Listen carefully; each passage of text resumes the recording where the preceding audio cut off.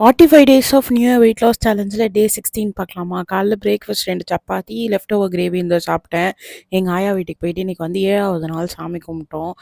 Last week வந்து இந்த டைமுக்கு இப்போ வந்து நாங்கள் பார்க்குற டச் பண்ணுற தூரத்துலையாவது இருந்தாங்க.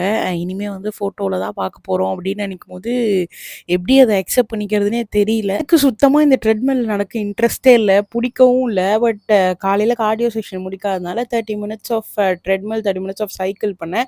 அப்புறம் இன்றைக்கி லெக்கு தான். வீக்லி ட்வைஸ் வந்து லெக். ஆனால் இன்னும் வீக் ஸ்டார்ட் ஆகி லெக்கே போடல. ஸோ அதனால் இன்னர் அவுட்டர் இதெல்லாம் ஒர்க் ஆகிற மாதிரி, க்ளூட்லாம் ஒர்க் ஆகிற மாதிரி ஒரு 3 வேரியேஷன்ஸில் வந்து ஸ்குவாட் போட்டேன் ஃபஸ்ட்டு எடுத்தோடனே. அப்புறம் எக்ஸ்டென்ஷன், லெக் ப்ரெஸ், ஆர்டிஎல் இதெல்லாம் முடிச்சுட்டு என் ட்ரெயினர்கிட்ட போய் அடுத்து என்ன பண்ணும் அப்படின்னா, காஃப் ரைஸ் போட்டு முடிச்சுக்கோங்க அப்படின்னு. காஃப் ரைஸ் போட்டு முடிச்சுக்கணுமா அப்படின்னு கேட்டோன்னே, அப்படியா இந்த தவளை தன் வாயாலே கேடுன்னு சொல்லுவாங்களா, அந்த மாதிரி போய் மாட்டிக்கிட்டேன். அப்புறம் ஷோல்டரில் ஒரு 4-5 வேரியேஷன் கொடுத்தாரு.